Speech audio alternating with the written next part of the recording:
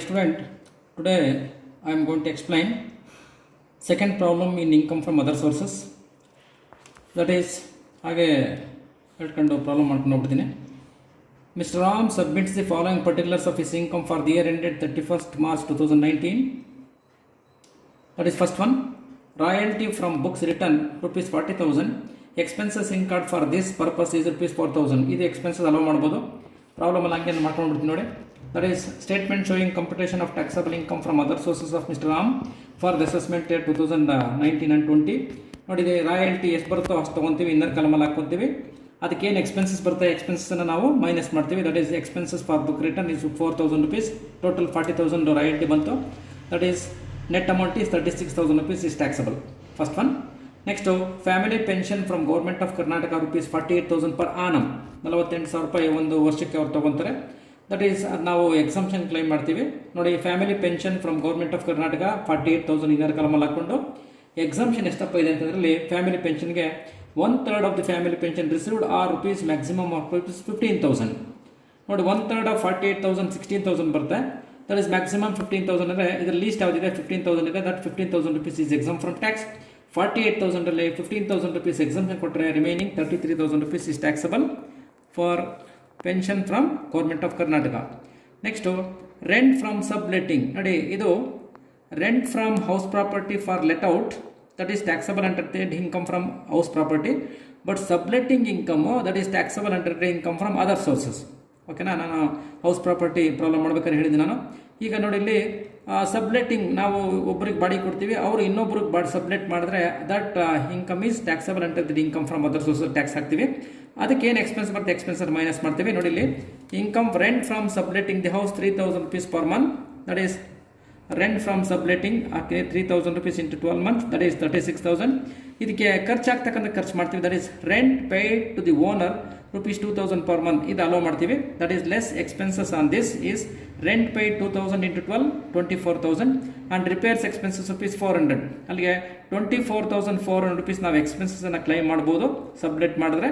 ಅಲ್ಲಿಗೆ 36,000 24,400 ಅಂದರೆ 11,600 rupees is taxable from income from subletting the house. ಓಕೆನಾ.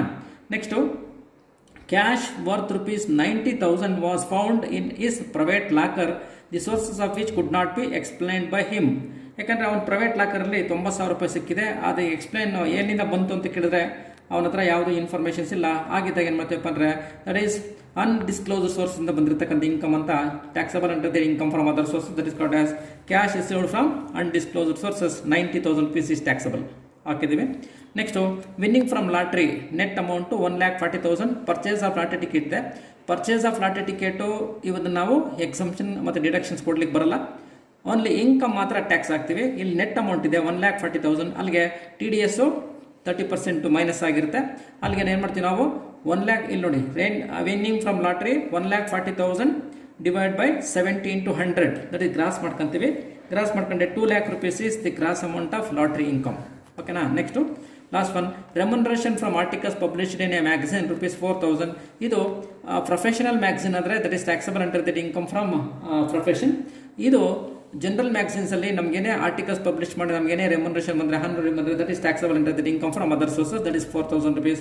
Remuneration from articles published is 4,000 rupees. ಓಕೆನಾ. Total ಮಾಡ್ಕೊಂಡ್ರೆ 3,74,600. This is taxable income from other sources of mister Ram. ಇದು ಇನ್ನು ಮುಂದೆ ಒಂದು 4-5 ಪ್ರಾಬ್ಲಮ್ ನಾನು 6 ಮಾರ್ಕ್ಸಿಗೆ ನಾನು ಪ್ರಾಬ್ಲಮನ್ನು ಮಾಡಿಸ್ಕೊಳ್ತೀನಿ. ಇದು 6 ಮಾರ್ಕ್ಸಿಗೆ ಕೇಳುವಂತಹ ಕ್ವಶನ್ಸ್ ಇದು. ಓಕೆನಾ. ಸೆಕೆಂಡ್ ಕ್ವಶನ್ ಮುಗೀತು. ನೆಕ್ಸ್ಟು ಥರ್ಡ್ ಕ್ವಶನ್ ಬರ್ತೀನಿ ನಾನು.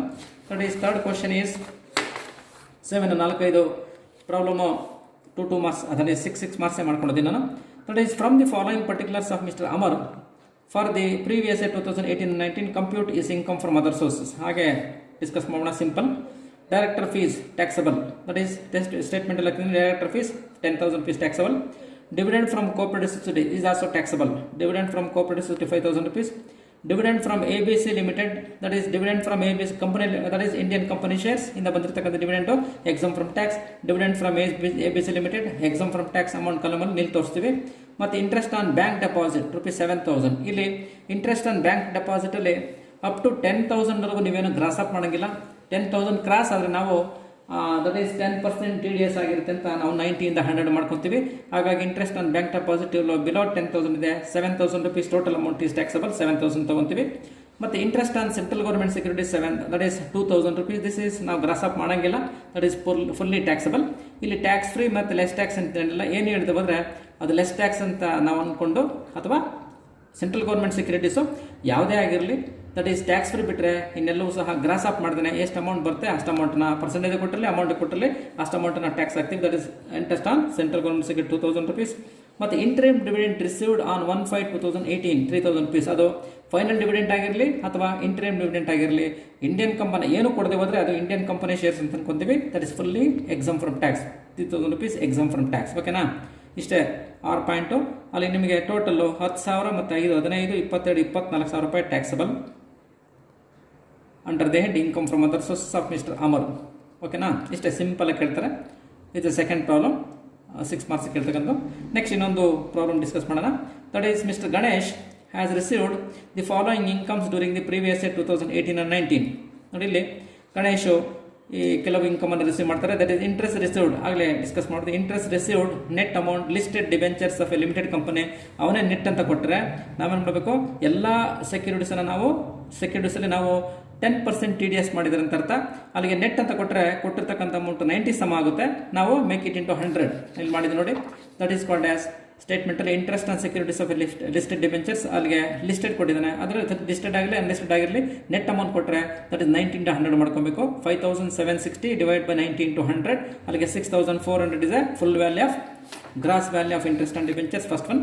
ಮತ್ತು interest received on post office savings bank account 3,500 rupees. ನೋಡಿ ಇಲ್ಲಿ interest on post office savings bank account up to 3,500 rupees is exempt from tax for a single account. For a double account up to a maximum of rupees 7,000 is exempt from tax. ಇದು post office savings bank ಅಕೌಂಟ್ದು. ಇಲ್ಲಿ 3,500 ಇದೆ exempt from tax. ನಾವು exempt from tax ಅಂತ ಹಾಕೊಂತೀವಿ. That is interest on post office savings bank account exempt from tax. Next dividend received from shares of SRM limited, that is ಇದು Indian company shares exempt from tax. That is exempt from tax ಅಂತ ಹಾಕ್ತೀವಿ. Dividend received from SRM, that is dividend Indian company exempt from tax. Next, fourth one, dividend gross received from Janata Seva Cooperative Society. The cooperative society dividend is ಇದನ್ನ gross up ಮಾಡಿ, ಗ್ರಾಸೇ ಕೊಡಲಿ net ಕೊಡಲಿ ನಾವು gross up ಮಾಡೋಂಗಿಲ್ಲ. Total amount ಏನಿದೆ total amount ನಾವು tax ಹಾಕ್ತೀವಿ. Dividend from cooperative society 2,500 rupees is taxable, or taxable 2,500 rupees taxable. Next dividend received from preference shares, ಅದು ಈಕ್ವಿಟಿ ಶೇರ್ಸ್ ಆಗಲಿ ಪ್ರಿಫರೆನ್ಸ್ ಶೇರ್ಸ್ ಆಗಲಿ, dividend from Indian company shares is exempt from tax. Dividend from preference shares is exempt from tax. Amount ಕಲಮಲ್ಲಿ ತೋರಿಸ್ತೀವಿ. ಮತ್ತು ನೋಡಿ 6 point ಗೊತ್ತೇನೆ. 6 ಪಾಯಿಂಟಲ್ಲಿ insurance commission received is rupees 13,500. Expenses incurred in earning insurance commission is rupees 2,500 rupees. ಇಲ್ಲಿ ಈ insurance commission ನಾವು receive ಮಾಡೋದಕ್ಕೆ ನಮಗೆ 2,500 rupees ಎಕ್ಸ್ಪೆನ್ಸ್ ಖರ್ಚಾಗಿದೆ. ಈ ಎಕ್ಸ್ಪೆನ್ಸಸ್ ನಾವು ಡಿಡಕ್ಷನ್ಸನ್ನು ಕ್ಲೈಮ್ ಮಾಡ್ಬೋದು. ಇಲ್ಲಿ insurance commission received rupees 13,500 rupees ಇದೆ. ಈ 13,500 ಅಂತಂದರೆ ಅಕಾರ್ಡಿಂಗ್ ಟು ಇನ್ಕಮ್ ಟ್ಯಾಕ್ಸ್ ಪ್ರಕಾರ insurance commission if it is exceeds 5,000 rupees must be grossed up.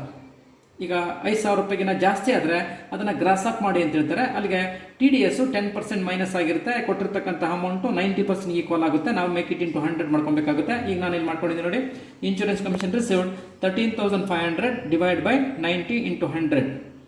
ನಾನು ಇಂಪಾರ್ಟೆಂಟ್ ಪಾಯಿಂಟ್ಸ್ ಅಂತ ಡಿಸ್ಕಸ್ ಮಾಡಿದ್ದೀನಿ ನಾನು.